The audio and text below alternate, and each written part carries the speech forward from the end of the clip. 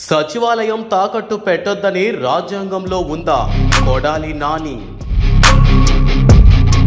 AP ప్రభుత్వం సచివాలయాన్ని తాకట్టు పెట్టి అప్పు తెచ్చిందంటూ అటు ఎలక్ట్రానిక్ మీడియాలో ఇటు సోషల్ మీడియాలో రచ్చ చేస్తున్నాయి ప్రతిపక్షాలు. ఈ అంశంపై మాజీ మంత్రి కొడాలి నాని ఘాటుగా స్పందించారు.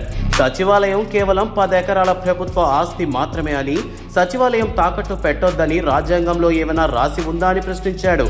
ఆస్తులు తాకట్టు పెట్టకుండా ఏ బ్యాంకు కూడా లోన్లు ఇవ్వవని అన్నాడు. ప్రజల అవసరాల కోసం డబ్బులు అవసరమైనప్పుడు ప్రభుత్వాలు ఆస్తులు తాకట్టు పెట్టడం మామూలే అని, డబ్బులు ఉన్నప్పుడు తిరిగి చెల్లించి ఆస్తులు విడిపిస్తారని అన్నారు. ఈ విషయంలో చంద్రబాబు చిల్లర రాజకీయం చేస్తున్నాడని, ఫలానా ఆస్తులు మాత్రమే తాకట్టు పెట్టాలని రాజ్యాంగంలో ఏమైనా రాసుందా అని ప్రశ్నించాడు.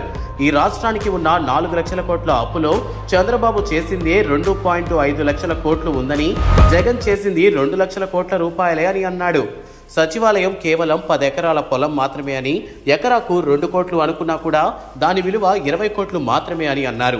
తాకట్టు పెట్టొద్దు అనడానికి అదేమీ చంద్రబాబు ఆస్తి కాదని, ప్రభుత్వ ఆస్తి అని అన్నారు.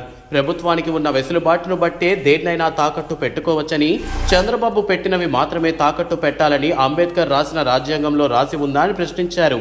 కాగా 370 కోట్ల కోసం ప్రభుత్వం సచివాలయాన్ని తాకట్టు పెట్టిందంటూ వస్తున్న వార్తల్లో నిజం లేదని, ఇలాంటి వార్తలు రాస్తున్న వారిపై కఠిన చర్యలు తీసుకుంటామని అధికారులు అన్నారు.